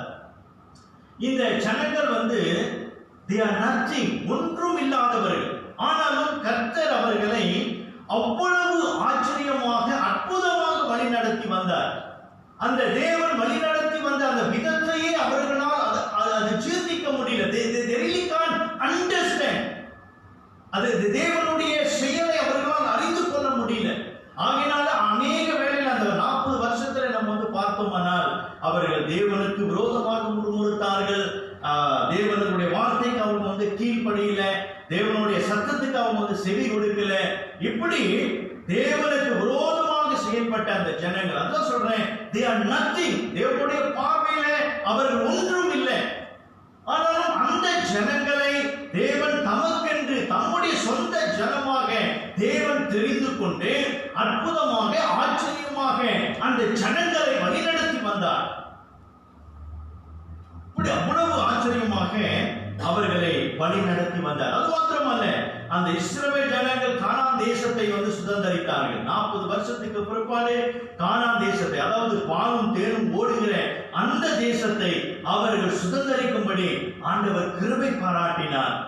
அந்த கானான் தேசத்திலே தங்கி இருக்கிறதான கானானியர்களை தேவன் வந்து விரட்டி அந்த இஸ்ரவேல் ஜனங்கள் தமக்கென்று தெரிந்து கொண்ட அந்த ஜனங்களை அந்த பாலும் தேனும் ஓடுகிற தேசத்திலே சுதந்தரிக்க வைத்து, அதன் பிறகு நம்ம வந்து பார்க்கணும், அந்த அந்நிய தேசமே இந்த இஸ்ரவேல் ஜனங்களை பார்த்து பிரமிக்கிற அளவுக்கு தேவன் அவர்களை உயர்த்தினார் என்று நாம் வந்து யாத்ராகமும் லேவியராகமும் குறிப்பாகவும் புத்தகத்திலே நாம் வந்து பார்க்கிறோம். அது மாத்திரமல்ல, அதன் பிறகு அவர்களுக்கு ஒரு ராஜாவை கொடுத்தார். சவுலை தேவன் வந்து கொடுத்த ராஜாவை கொடுத்து அந்த ஜனத்தை தேவன் உயர்த்தினார் என்று பார்க்கிறோம். பிரியமானவர்களே, இப்படி ஆண்டவர் அவர்களை வழிநடத்தி வந்த விதத்தை தாவீது எண்ணி பார்க்கிறான். எண்ணி பார்க்கும் பொழுது நாங்கள் ஒன்றும் இல்லை, we are nothing. ஆனா தேவன் எங்க மேல இவ்வளவு இரக்கமா இருந்து எங்களை வழி நடத்தி வந்திருக்கிறாரே அப்படின்னு அவர் வந்து சொல்லும் பொழுது அந்த அவரையும் அவருடைய ஜனத்தையும் நடத்தி வந்த விதத்தை மாத்திரம் அவர் வந்து கவனிக்கல. குறிப்பாக அந்த நடத்தி வந்த தேவன், அந்த ஆசீர்வாதத்தை எல்லாம் வழங்கின தேவனை அவர் நினைத்து பார்க்கிறார். அதனால்தான் அந்த தேவனை பாருங்க எவ்வளவு ஆழமாக தாவீது அறிந்திருக்கிறான். பாத்தீங்களா எப்படி அறிந்திருக்கிறான்? அந்த 11ஆம் வசனத்தை கவனிங்க. அந்த தேவன், தம்முடைய தேவனை எப்படி அவர் வந்து அவருடைய புகழ்ச்சியை எப்படி சொல்றாரு பாருங்க. மாட்சிமையும் வல்லமையும் மகிமையும் ஜெயமும் மகத்துவமும் உடையவைகள் என்று சொல்கிறார். அப்ப அந்த நன்றி உள்ள இதயம் கொண்டவர்கள் என்ன பார்க்கிறோம்னா, தன்னுடைய தேவனை, அதாவது அந்த ஆசீர்வாதத்தின் ஊற்றை, the source of blessing, அது வந்து ஆழமாக அவர்கள் வந்து அறிந்திருப்பார்கள். அப்போ அவ்வளவு ஆழமாக அறிந்திருப்பார். அது மாத்திரம் அல்ல, மேலும் அவர் சொல்றாரு வசனம் அந்த 11 பாருங்க, வானத்திற்கும் உள்ளவைகள் எல்லாம் உம்முடையது கர்த்தாவே, ராஜ்யமும் உம்முடையது, தேவரின் எல்லாருக்கும் தலைவராய் உயர்ந்திருக்கிறேன். அவருடைய மகத்துவத்தை குறித்து தாவீது பேசுகிறார். இன்னைக்கு நம்ம வந்து நல்லா கவனிச்சு பாருங்க. நமக்கு இன்னைக்கு ஒரு ஆசீர்வாதம் வந்தோடனே நம்மளுடைய ஜெபம் எப்படி இருக்குன்னா ரொம்ப பேசிக்கா இருக்கும். ஆண்டவரே எங்களுக்கு ஆசீர்வாதம் கொடுத்தீங்க, ரொம்ப நன்றி ஆண்டவரே, அவ்வளவுதான் முடிஞ்சது. ஆனா அந்த இதயம் கொண்ட அந்த நன்றியுள்ள இதயம் கொண்டவர்கள் தேவனுடைய மகத்துவத்தை, தேவனுடைய மகிமையை, தேவனுடைய அந்த வல்லமையை குறித்து அதிகமாக பேசுகிற ஒரு ஜனமாக இருப்பார்கள் என்று பார்க்கும். தாவீது தன்னுடைய தேவன், அதாவது இந்த ஆசீர்வாதத்தின் ஊற்றை அவ்வளவு ஆழமாக அறிந்திருக்கிறார். அப்போ அந்த அந்த ஆசீர்வாதத்தின் ஊற்றை ஆழமாக அறிந்திருக்கும் பொழுது என்ன ஆகுது? அந்த அந்த நன்றி உள்ள இருதயம் இன்னும் அதிகமாகிறத நாம் வந்து பார்க்கிறோம். இந்த ஜனங்களை தாவீது பார்க்கும் பொழுது நான் சொன்னேன் they are nothing அப்படின்னு. அது ஆதாரமாக நம்ம வந்து பார்க்கிறோம். 1 நாளாகமும் 17ஆம் அதிகாரத்துல பாருங்க. 1 நாளாகமும் 17ல வசனம் 20, 21 வாசிங்க.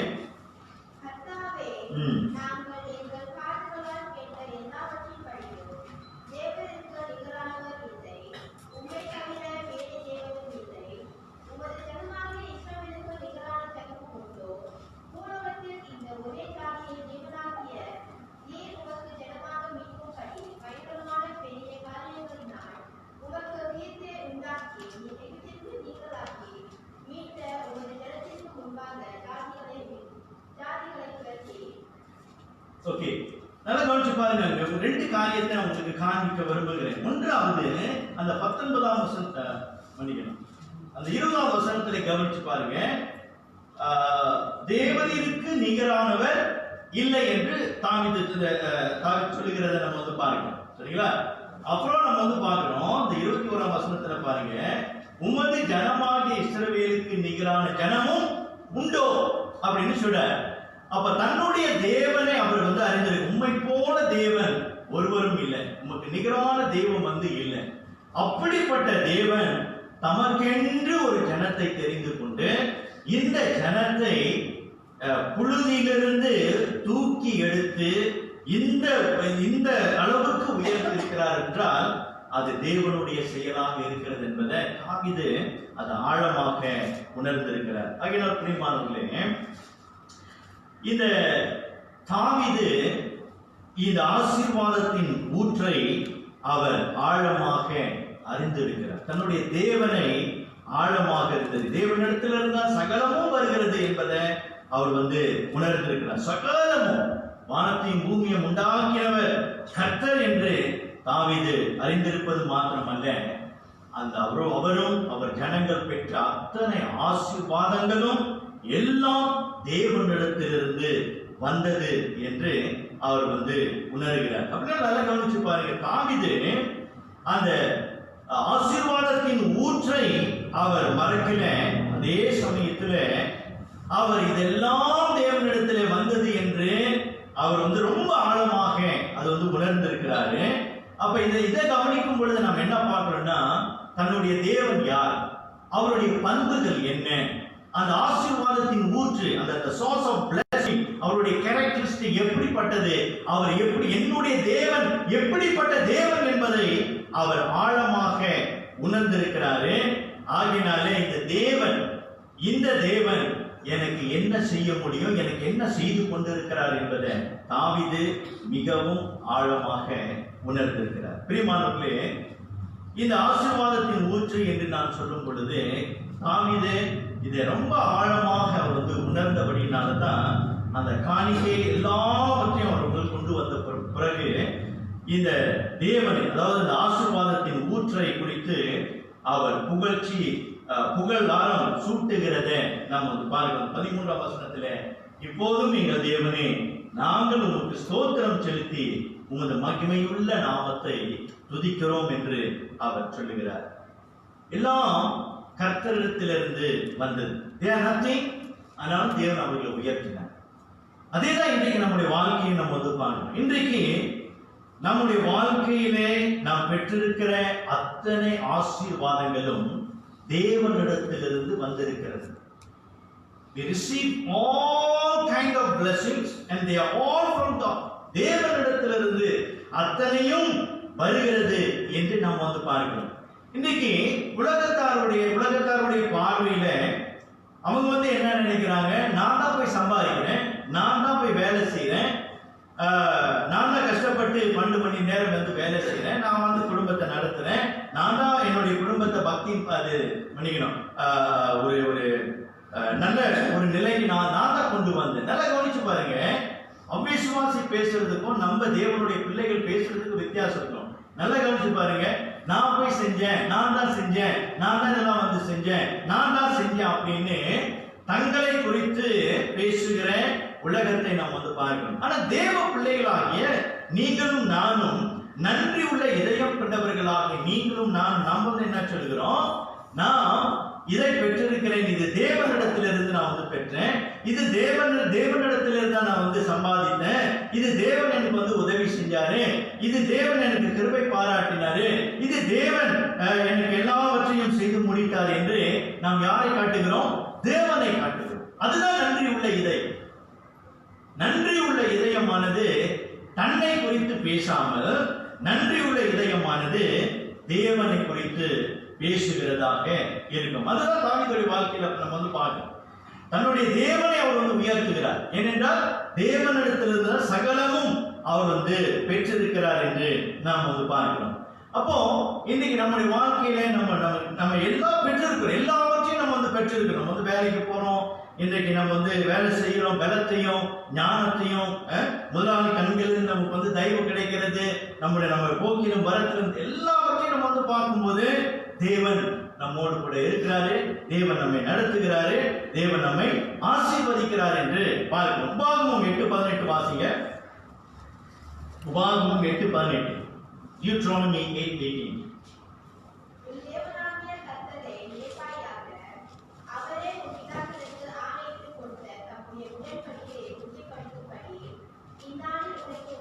நல்லா கவனிச்சு பாருங்க, இந்நாளில் உனக்கு உண்டாயிருக்கிறது போல ஐஸ்வர்யத்தை சம்பாதிக்கிறதுக்கான பலனை உனக்கு கொடுக்கிறார் அப்படின்னு ஆண்டவர் சொல்கிறார். அப்போ பிரியமானவர்களே, நல்லா கவனிச்சு பாருங்க, இன்றைக்கு ஆண்டவர் நமக்கு எல்லாவற்றையும் கொடுக்கிறார். குறிப்பா பாருங்க, இந்த சுவாசத்தை ஆண்டவர் நமக்கு கொடுத்திருக்கிறாரா இல்லையா? எப்படி கொடுத்திருக்கிறாரு? இலவசமா கொடுத்திருக்கிறார். நம்மள யாராவது மந்த்லி போய் போஸ்ட் ஆபீஸ்ல போய் நான் இவ்வளவு சுவாசித்தேன், இவ்வளவு பில்லு நான் கட்டணும்னு கட்டுறோமா? இல்ல, இது ஃப்ரீ ஆஃப் எஃப்ஓசி. அது ஃப்ரீ ஆஃப் சார்ஜ். அப்ப இந்த சுவாசமே பாருங்க, ஆண்டவர் நமக்கு அது இலவசமாக கொடுத்திருக்கிறார். அது மாத்திரமல்ல, இன்னைக்கு வேலை செய்வதற்கான பலத்தையும் தேவன் நமக்கு வந்து கொடுக்கிறாரு. போக்கிலும் வரத்திலும் தேவன் நமக்கு பாதுகாப்பு தருகிறாரு. நம்ம என்ன வாங்க வேண்டும் என்று ஞானத்தையும் கிருபையும் தேவன் நமக்கு வந்து கிருபை பாராட்டி நம்முடைய குடும்பத்தின் தேவைகளை கர்த்தர் சந்தித்து நம்மை வந்து அவ்வளவு அழகாக, அவ்வளவு ஆச்சரியமாக, அற்புதமாக நம்மை நடத்தி வருகிறதை நாம் வந்து பார்க்கிறோம். பிரியமானவர்களே, நம்முடைய தேவன் சகலத்தையும் படைத்து பராமரித்து நமக்கு வேண்டிய பலத்தையும் ஐஸ்வர்யத்தையும் கர்த்தர் கொடுக்கிறவராக இருக்கிறார். அப்ப இன்றைக்கு எனக்கு இருக்கிறதெல்லாம் இன்றைக்கு நான் தேவனிடத்திலிருந்து பெற்றுக்கொண்டேன். அந்த ஒரு உணர்வை நாம் எப்பொழுதும் வளர்த்துக் கொள்கிறவர்களாக இருக்கணும். என்னுடைய சரீரத்தில் இருக்கக்கூடியதான அத்தனையும் தேவனிடத்திலிருந்து நான் வந்து பெற்றுக்கொண்டேன். என் குடும்பத்தில் இருக்கிறது அத்தனை ஆசீர்வாதங்களும் தேவனிடத்திலிருந்து நான் வந்து பெற்றுக்கொண்டேன். இந்த உணர்வு முதலாவதாக நமக்கு வர வேண்டும் என்று நாம் வந்து பார்க்கிறோம். கொலோசியர் 1:16-17 வந்து வாசிக்கிறோம். ஏனென்றால் அவருக்குள் சகலம், அதாவது கர்த்தராகிய இயேசு கிறிஸ்துவுக்குள் சகலமும் சிருஷ்டிக்கப்பட்டது. பூலோகத்தில் பரலோகத்தில் உள்ளவைகளும் பூலோகத்தில் உள்ளவைகளும் ஆகிய காணப்படுகிறவைகளும் காணப்படாதவைகளும் சகல வஸ்துக்களும் சிங்காசனங்களானாலும் கர்த்தத்துவங்களானாலும் துறைத்தனங்களானாலும் அதிகாரங்களானாலும் சகலமும் அவரை கொண்டும் அவருக்கென்றும் சிருஷ்டிக்கப்பட்டது. அவர் எல்லாவற்றிற்கும் முந்தினவர், எல்லாம் அவருக்குள் நிலைத்திருக்கிறது என்று வாசிக்கிறோம். அதே ரோமர் 11:36 நீங்க வந்து வாசித்தீங்கன்னாக்கா, அந்த வாசிங்க அந்த வசனம். ரோமர் 11:36.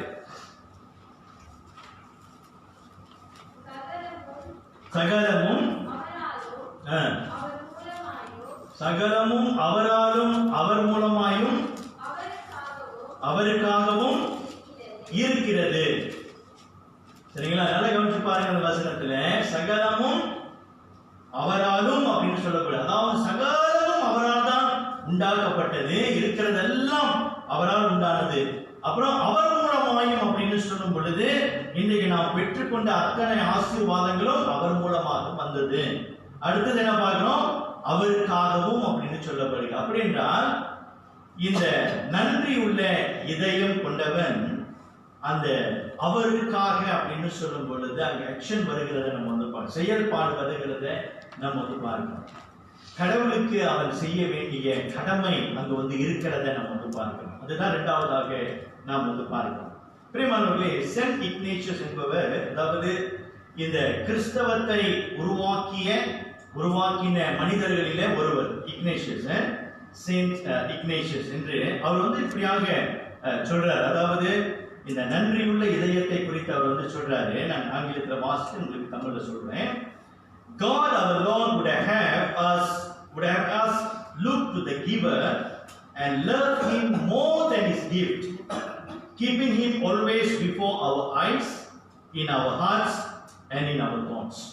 நான் சொல்றேன்னா, தேவன் விரும்புவது என்னவென்றால் ஆசீர்வாதத்தை பெற்றுக்கொண்ட ஆசீர்வாதத்தின் மேல நோக்கத்தையும் அதை நேசிப்பதை விட, அதிகமாய் நேசிப்பதை விட, நம்முடைய கண்களுக்கு முன்பாகவும் நம்முடைய இருதயத்திலும் நம்முடைய எண்ணங்களிலும் இந்த ஆசீர்வாதத்தின் ஊற்றை, அதாவது இந்த ஆசீர்வாதத்தை வழங்கினவரை நாம் எப்பொழுதுமே நிறுத்தி கொள்ள வேண்டும் என்று சொல்கிறார். அதாவது நாம் பெற்றுக்கொண்டிருக்கிற ஆசீர்வாதத்தின் மேல் நம்முடைய கவனத்தை செலுத்தாம அந்த ஆசீர்வாதத்தின் ஊற்று அவர் மேல நம்முடைய கவனத்தை வைக்க வேண்டும் என்று அவர் சொல்கிறார். ஏனென்றால் அந்த ஆசீர்வாதத்தின் ஊற்று அந்த கொடுத்தவரின் மேல நம்முடைய கவனத்தை வைக்கும் பொழுதுதான் அந்த நன்றியுள்ள இதயமானது பெறும்.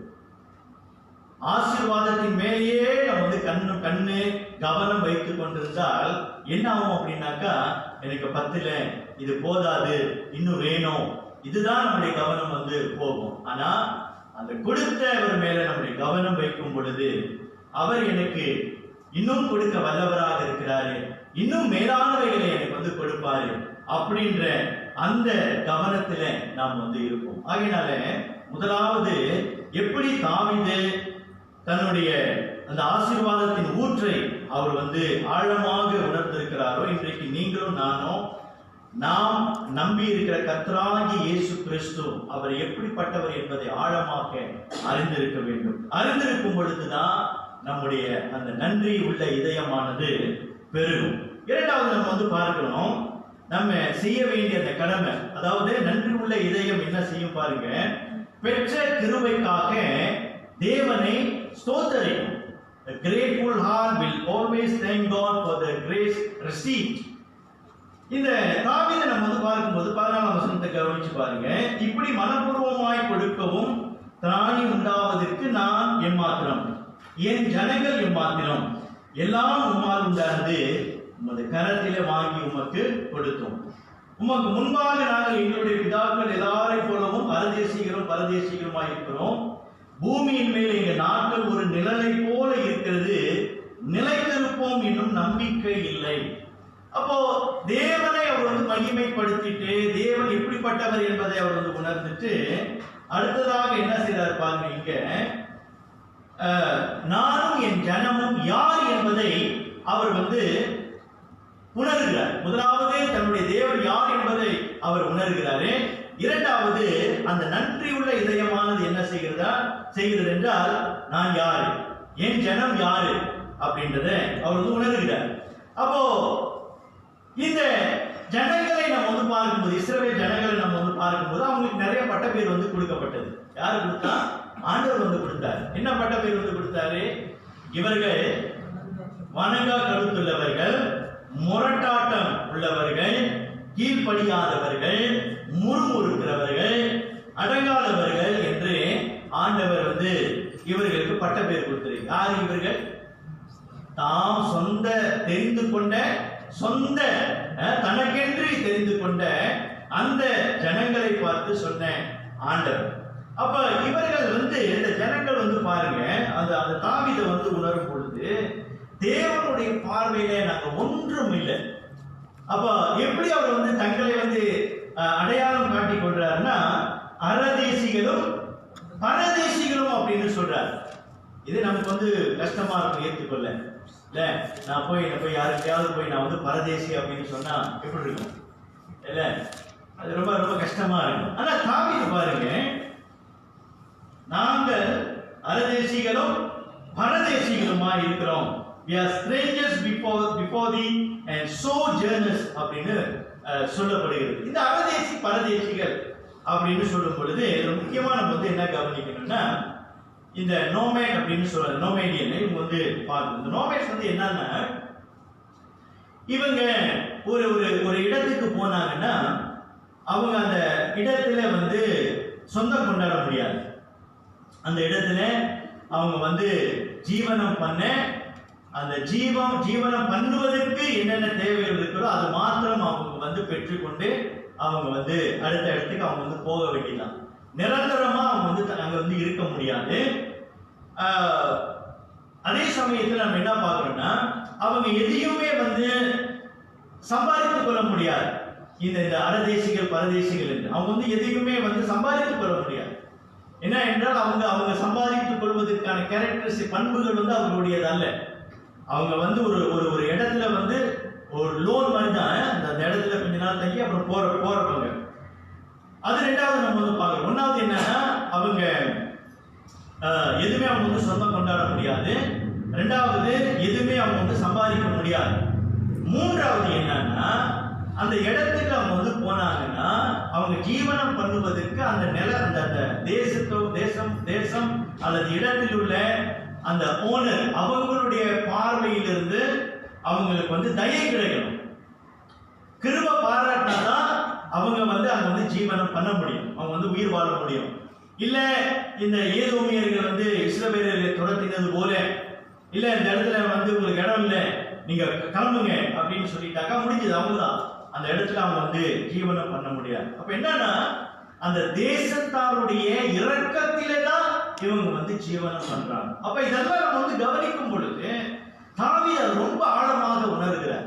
இந்த உலகத்திலே ஆண்டவரே நாங்கள் வந்தோம், எங்களை பிறக்க வச்சீங்க, இந்த எங்களுக்கு ஒரு குடும்பத்தை கொடுத்தீங்க, எங்களுக்கு ஒரு திருச்சபையை கொடுத்தீங்க, நாங்க எல்லாமே நாங்க பெற்று உம்முடைய கிருபையில நாங்க பெற்றுக்கொண்டோம், உம்முடைய கிருபையில நாங்க சம்பாதித்தோம், உம்முடைய கிருபையினாலே நாங்க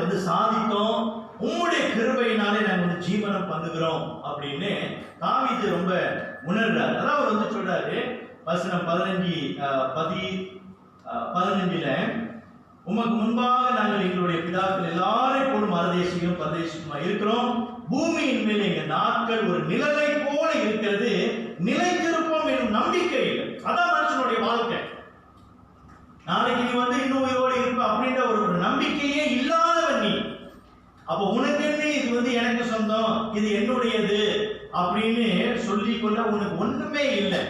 தேவன் எல்லாமே உனக்கு அவருடைய கிருபையினாலே வழங்கி இருக்கிறார் என்று பார்க்கிறோம். அதான் தாவீது வந்து சொல்றார் 14 வசனத்தை பாருங்க, எல்லாம் உம்மால் உண்டானது, உமது கரத்திலே வாங்கி உமக்கு கொடுத்தோம் என்று சொல்றார். அப்ப நாங்க பெற்றுக்கொண்டது எல்லாம் உம்மிடத்திலிருந்து வந்தது. we are nothing. ஆனாலும் உம்முடைய கிருபையில இதில் எல்லாவற்றையும் நாங்க வந்து பெற்றுக்கொண்டோம் அப்படின்னு ஆண்டவர் வந்து சொல்கிறத நம்ம பார்க்கிறோம். பிரியமானவர்களே, அந்த நன்றியை எப்படி தெரிவிக்கிறாங்க பாருங்க.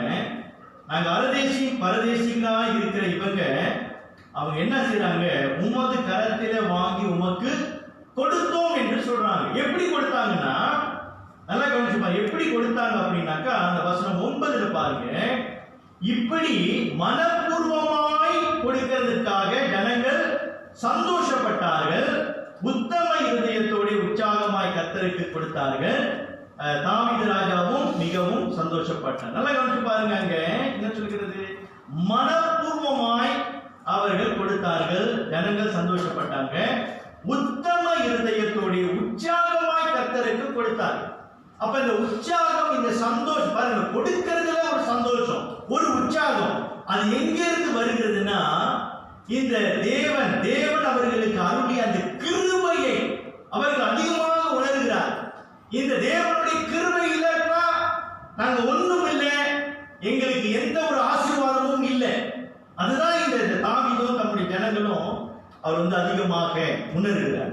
அதனால்தான் இந்த 2 கொரிந்தியர் 8ஆம் அதிகாரம் 12ஆம் வசனத்துல நம்ம வந்து வாசிக்கிறோம். வாசிக்க அந்த வசனம் 2 கொரிந்தியர் 8:12. ஒருவனுக்கு மனவிருப்பம் இருந்தால் அவனுக்கு இல்லாததின்படி அல்ல, அவனுக்கு உள்ளத்தின்படியே அங்கீகரிக்கப்படும். சரி, இங்க வந்து பார்க்கிறோம் மன விருப்பம். அவன் வந்து மன விருப்பம் உள்ளவன், அவன் வந்து எவ்வளவு கொடுக்க விரும்பினாலும் அந்த கொடுத்ததை தேவன் வந்து அங்கீகரிக்கிறார் என்று சொல்கிறார். சரி, இன்னொரு வசனம் யாத்ராகமம் 35:5 பாருங்க, அதை வாசிங்க.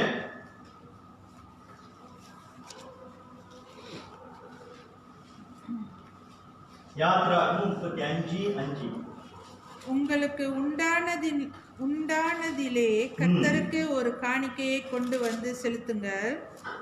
மனம் உள்ளவன் எவனோ அவன் அதை கொண்டு வரட்டும். மனம் உள்ளவன் எவனோ அவன் அதை கொண்டு வரட்டும் அப்படின்னு சொல்லுகிறது. மனம் உள்ளவன் அப்படின்னு சொல்லும் பொழுது, இந்த மனம் உள்ளவன்னா அது ஏதாவது ஏவணும். அது ஏவுனாதான் அது வந்து அடுத்தது கொடுக்க முடியும். அப்போ இந்த ஜனங்களை ஏவினது எது அப்படின்னு நம்ம வந்து பார்க்கும் பொழுது, அது தேவனுடைய கிருபை என்று நமக்கு தேவனுடைய கிருபையை அவங்க வந்து அதிகமாக உணர்ந்து அவங்க வந்து மனம் உள்ளவர்களாகி அவர்கள் காணிக்கையை கொண்டு வந்தார்கள் என்று பார்க்கிறோம். பிரியமானவர்களே, அதனால்தான் அந்த 2 கொரிந்தியர் 9:7 நம்ம வந்து வாசிக்கிறோம், அவனவன் விசனமாயும் அல்ல கட்டாயமாயும் அல்ல, தன் மனதில் நியமித்தபடியே கொடுக்க கடவன், உற்சாகமாய் கொடுக்கிறவன் இடத்தில் தேவன் பிரியமாய் இருக்கிறார். அப்போ அந்த கொடுக்கிறது என்று சொல்லும் பொழுது நான் கட்டாயப்படுத்தி கொடுக்கிறது அல்ல, அது நான் உற்சாகமா கொடுக்கணும். உற்சாகமாய் கொடுப்பதற்கு அந்த உற்சாகம் உன்னை வந்து ஏவணும். அது எது ஏவுகிறதுனா தேவனுடைய கிருபையை நீ நினைத்து பார்க்கும்போது. அப்ப இன்றைக்கு நான் சுவாசிக்கிறேன், தேவனுடைய கிருபை. இன்றைக்கு நான் நடமாடுறேன், அது தேவனுடைய கிருபை. இன்றைக்கு நான் சாப்பிடுறேன், அது தேவனுடைய கிருபை. இன்றைக்கு நான் படுக்கிறேன், தேவனுடைய கிருபை. இன்றைக்கு நான் வேலை செய்யறேன், அது தேவனுடைய கிருபை. இப்படி எல்லாவற்றிலும் தேவனுடைய கிருபையை உணர்கிறவன் இந்த ஆசீர்வாதத்தின் ஊற்று தேவனுக்கு எப்படிங்க கொடுக்காம இருக்க முடியும்? அதுக்கு நல்ல ஒரு உதாரணம் இந்த மெக்கதோனியா சபையை நம்ம வந்து பார்க்கிறோம். 2 கொரிந்தியர் 8 கடைசியா வாசிங்க அதை. 2 கொரிந்தியர் 8:3. மேலும் அவர்கள் தங்கள் காணிக்கு தக்கதாகவோ தங்கள் காணிக்கு மிஞ்சியும் கொடுக்க தாங்களே மனதுள்ளவர்களாய் என்பதற்கு நான் சாட்சியாய் இருக்கிறேன். சரி, அங்க வந்து பார்க்கிறோம் இந்த வசனத்துல இந்த ஜனங்கள் மெக்கதோனியா சபையினர் வந்து மிகுந்த உபத்திரவத்துல சோதிக்கப்படுகையில ரொம்ப ஒரு கொடிய தரித்திரத்தில அவங்க வந்து இருந்தாங்க. அப்ப இந்த கொடிய தரித்திரம் உடையவர்களாய் இருந்தும் தங்கள் பரிபூரண சந்தோஷத்தினாலே, நல்லா கவனிச்சு பாருங்க, பரிபூரண சந்தோஷத்தினாலே, அந்த சந்தோஷம் எங்கிருந்து வந்தது? அவர்களை கர்த்தராகிய இயேசு கிறிஸ்து அளித்த அந்த ரட்சிப்பை அவர்கள் உணர்ந்து பார்க்கிறாங்க. பாவ சேற்றிலிருந்து என்னை தேவன் தூக்கி எடுத்தாரு, எனக்கு இந்த ரட்சிப்பை வந்து வழங்கினாரு, இந்த பாவ மன்னிப்பு எனக்கு வந்து கொடுத்தாரு, எனக்கு நித்திய ஜீவனை அவர் வந்து கொடுத்திருக்கிறாரு. இதெல்லாம் அவங்க வந்து நினைக்கும் பொழுது, அந்த சுவிசேஷத்தினால் உண்டான அந்த ரட்சிப்பை அவர்கள் வந்து நினைக்கும் பொழுது, அவங்க எவ்வளவு தரித்திரர்களாக இருந்தாலும் அவங்க வந்து கொடுத்தாங்க. எப்படி கொடுத்தாங்க? அவர்கள் தங்கள் திராணிக்கு தக்கதாகவும் தங்கள் திராணிக்கு மிஞ்சியும் கொடுக்க தாங்களே மனதுள்ளவர்களாக இருந்தார்கள் என்பதற்கு நான் பவுல் சாட்சியா இருக்கிறேன் அப்படின்னு சொல்றார். பிரியமானவர்களே, அந்த நன்றி உள்ள இதயம் பாருங்க, தேவனுடைய கிருபையை அதிகமாக நினைக்கும் பொழுது அது என்ன செய்கிறது? அதிகமாய் கொடுக்க பிரயாசப்படுகிறது. நம்ம வந்து பார்க்கிறோம். We don't deserve all these blessings. ஒரு சகோதரனுக்கு இந்த லாக்டவுன் சமயத்துல அவர் வேலைக்கே போல, அந்த கம்பெனில இருந்து லெட்டர் வந்துச்சு. என்ன லெட்டர்னா, யூ ஆர் ப்ரொமோட்டட் அப்படின்னு. வேலைக்கே போல, ஆனா அவருக்கு ப்ரொமோஷன் கொடுத்திருக்கிறாங்க. அப்ப அந்த சகோதரன் வந்து எனக்கு மெசேஜ் அனுப்பினாரு, இதை பெற்றுக்கொள்வதற்கு நான் லாய்க்கற்றவன், ஆனா தேவன் எனக்கு இது கொடுத்திருக்கிறாரு அப்படின்னு அந்த சகோதரன் வந்து எனக்கு மெசேஜ் அனுப்பினார். பிரியமானவர்களே, இதுதான் தேவனுடைய கிருபை. அப்ப அந்த கிருபையை நம்ம வந்து நினைக்கும் பொழுது எவ்வளவாய் நம்ம வந்து கொடுக்க, அதுவே நம்ம வந்து தூண்டும், இன்னும் அதிகமாய் நமக்கு வந்து கொடுக்க அது வந்து நம்மளை தூண்டும் என்பதை நம்ம வந்து பார்க்கிறோம். பிரியமானவர்களே, நன்றி உள்ள இதயம் அது எப்பொழுதுமே அந்த கிருபையை நினைக்கும் போது, தேவனுடைய கிருபையை நினைக்கும் போது கொடுக்காம இருக்கவே இருக்காது. அது கொடுக்க எந்த ஒரு தடையும் பண்ணாது. இந்த மெக்கதோனியா சபையை பாருங்க, கொடுக்கிறதுக்கு ஏதாவது தடை இருந்துச்சா? அந்த ஏழ்மை, அந்த தரித்திரம் கூட அது தடையாக அவங்களுக்கு வந்து இல்லை. அவங்க அவ்வளவு வாஞ்சை உள்ளவர்களாக இந்த கிருபையை நினைக்கும் பொழுது அவங்க வந்து கொடுக்கக்கூடியவர்களாக மாறணும். அப்ப இன்றைக்கு அநேக வேலையில நிறைய திருச்சபைகளை பாருங்க, இன்றைக்கு போதகர்மார்கள் என்ன சொல்றாங்கன்னா, காணிக்கெல்லாம் ரொம்ப குறைஞ்சி போச்சு அப்படின்னு சொல்றாங்க. ஆனா இந்த தரித்திரத்துல, இந்த கொடிய காலகட்டத்துல இன்றைக்கு நீங்களும் நானும் அதிகமாய் கொடுக்க பழக வேண்டும். இந்த தரித்திரத்துல இப்ப பாருங்க, இந்த காலகட்டத்துல தேவன் நம்மை கைவிட்டுட்டாரா? சுவாசத்தை பாதி குறைச்சிட்டாரா? சுவாசத்தை பாதி குறைச்சிட்டாரா? இல்லையே. நம்ம வேலை செய்யறதுக்கு பலத்தை பாதி குறைச்சிட்டாரா? இல்லையே. நம்முடைய போக்கு மரத்துல நான் இது வரைக்கும் தான், இத்தனை கிலோமீட்டர் தான் நான் உன்னை பாதுகாப்பேன், அதுக்கு மேல உன்னை பாதுகாப்பேன், பார்க்க மாட்டேன்னு சொன்னார் ஆண்டவரே?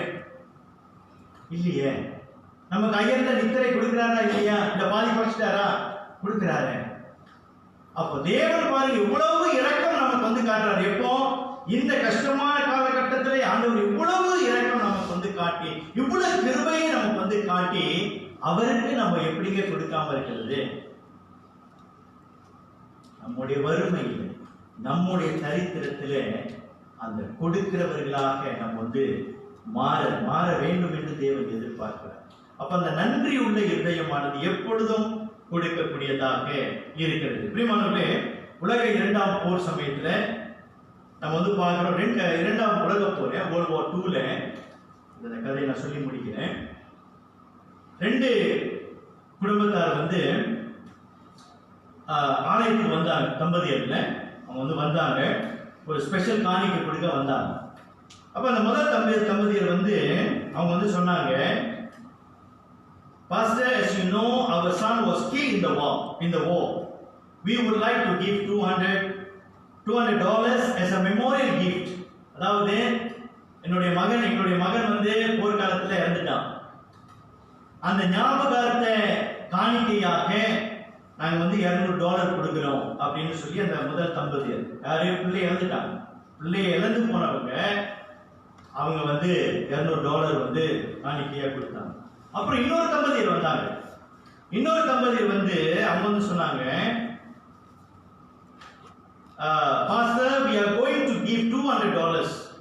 Pastor, நாங்க வந்து $200 கொடுக்க போறோம் அப்படின்னு நாங்க விரும்பினோம்.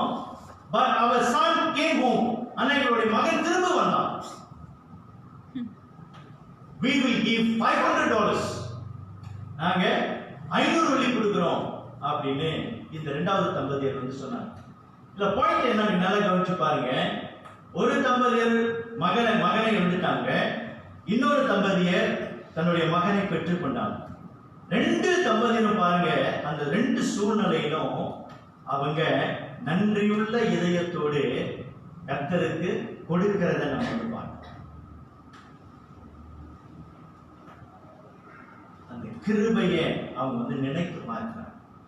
அப்போ இன்றைக்கு தேவன் நம்மை ஆசீர்வாதத்தை கொடுத்திருக்கிறார். நல்லா நினைச்சு பாருங்க, நமக்கு எல்லாவற்றையும் அத்தியாவசிய தேவைகளை தேவன் நமக்கு வந்து கொடுத்து கொண்டே தான் இருக்கிறார். தேவன் நிப்பாட்டில்லை. அந்த ஆண்டவருக்கு, அந்த ஜீவ அந்த ஆசீர்வாதத்தின் ஊற்றுக்கு நாம் எவ்வளவாக இன்றைக்கு கொடுக்கிறவர்களாக இருக்கிறோம். So we have to double up. 2 மடங்காக நாம் வந்து இந்த காலகட்டத்தில் நாம் கொடுக்க பழகணும். நம்மளுடைய நன்றியை தெரிவிக்க நாம் வந்து பழகிக் கொள்ளணும். நம்முடைய நேரத்தை அதிகமாக கடவுளுக்கு கொடுக்க பிரயாசப்படணும். நம்முடைய பணத்தை அதிகமாக நம்ம வந்து இந்த காலகட்டத்தில் கொடுக்க நம்ம வந்து பழகணும். நம்முடைய நேரத்தை அதிகமாக கொடுக்க நம்ம வந்து பழகணும். இனி கடவுளுக்காக நம்ம வந்து ஊழியம் செய்ய அதிகமாக பழகணும். ஏனென்றால் இதெல்லாம் வந்து அந்த நன்றியுள்ள இதயத்திலிருந்து வருகிறதான ஒரு காரியம் என்று பாருங்க. அதுதான் இன்றைக்கு இந்த காலகட்டத்தில் தேவன் எதிர்பார்க்கிறார். ஆகையினால நன்றியுள்ள இதயம் கொண்டவர்களாக நம்ம வந்து வாழ்வோம். இந்த ஆசீர்வாதத்தின் ஊற்றை நம்ம வந்து ஆழமாக அறிந்து கொண்டே அந்த ஆசீர்வாதத்தின் ஊற்றி அருளின அந்த கிருபையை நினைத்து எப்பொழுதுமே எல்லா காலங்களிலும் நாம் நன்றி உள்ளவர்களாக இருப்போம். ஆண்டவருக்கு நாம் தொடர்ந்து அவருக்கு காணிக்கை வழங்குவோமா. தேவன்தான் இந்த வசனங்களை ஆசீர்வதிப்பார்கள். யாவரும் என்று இறுதி பாடலை பாடி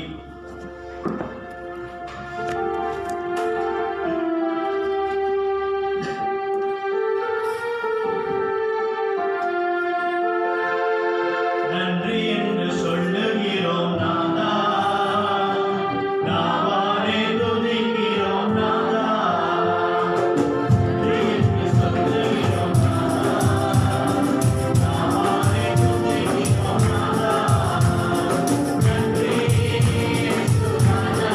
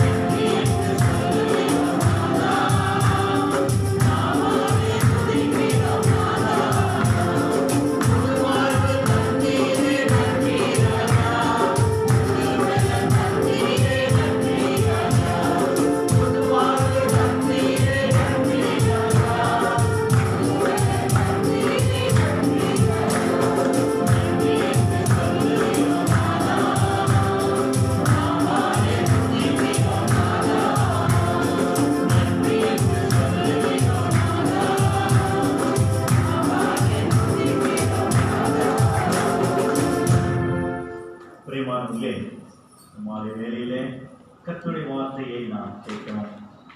இன்றைக்கு நன்றி இதயம் கொண்டவர்களாக நாம் இருக்கின்றோம். ஆண்டவருக்கு நன்றி செலுத்துகிறோம். ஆனாலும் நமக்கு ஆசீர்வாதத்தை வழங்கின தேவனுக்கு நாம் எவ்வளவாய் கொடுக்கிறோம்? கொடுக்கிறதுல நாம் பின்வாங்கி விட்டோமா? இல்ல கொடுக்கிற விஷயத்தில நாம் அதிக அக்கறை காட்டாமல் கவனம் இல்லாமல் இருக்கிறோமா? அல்லது நம்முடைய கொடுக்கிற விஷயத்தில நாம் அதிகமாய் கொடுக்கிறவர்களாக மாறி இருக்கிறோமா? இன்றைக்கும் அந்த நன்றி உள்ள இதயத்தை கர்த்தர் எதிர்பார்க்கிறார். கர்த்தர் நமக்கு எல்லா ஆசீர்வாதங்களையும் கொடுத்திருக்கிறார். அவருக்கு நாம் எவ்வளவாய் கொடுக்கிறவர்களாக இருக்கிறோம். நம்முடைய நேரத்தை, நம்முடைய பணத்தை, நம்முடைய பலத்தை எவ்வளவாய் நாம் கொடுக்கிறோம்? இல்லை அதில் எல்லாவற்றிலும் நாம் இழுத்து வைத்திருக்கிறோமா? நம்முடைய வாழ்க்கையை நாம் சீர்தூக்கி பார்த்து நம்முடைய வாழ்க்கை ஆண்டவருக்கு ஒப்புக்கொடுத்து நாம் ஜெபித்துக் கொள்வோம்.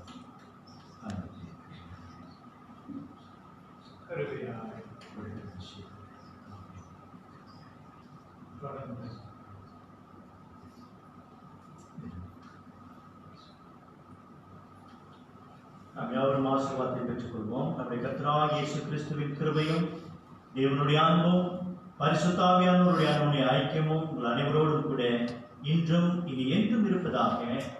ஆமென். அமருங்கள்.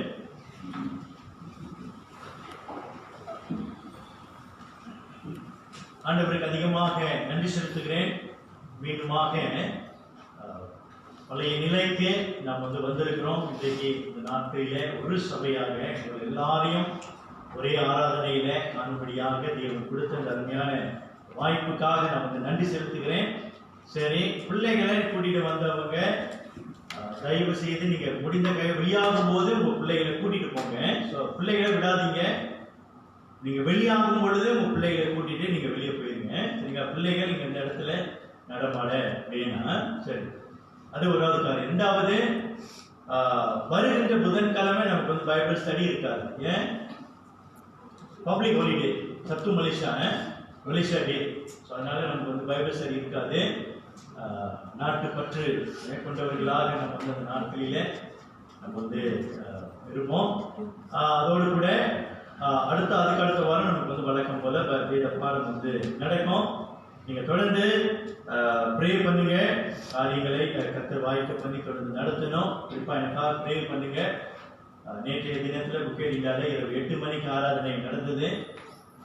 இன்றைக்கு இங்க தேவ செய்தி கொடுத்தேன். நாளைக்கு கூலாயில காலையும் மாலையும் தேவ செய்தி வணங்கணும். ப்ரே பண்ணுங்க. ஊழியர்களை ஆசீர்வதிக்கணும். சரி, எவ்வளவுதான் காரியங்கள். வேற ஒன்றும் இல்லை. அப்படி எதுவும் இருந்துச்சுனாக்கா உங்களுக்கு வாட்ஸ்அப் மூலியமாக நான் தெரியப்படுத்திக்கிறேன். சரி, கர்த்தருக்கு ஸ்தோத்திரம். மீண்டுமாக உங்களை சந்திப்போம். ஐக்கியம், பலமான ஐக்கியம் இல்லை. புரியுதா என்ன சொல்ல? பலமான ஐக்கியம். ஓகே, பலமான ஐக்கியம் இல்லை. நம்ம எல்லாரும் கை கொடுத்து அல்லது வணக்கம் சொல்லிட்டு கீழே இறங்கிடுவோம். ஓகே, சரி, வாரத்தில் பெற்றுக்கொள்ளுங்க. நன்றி.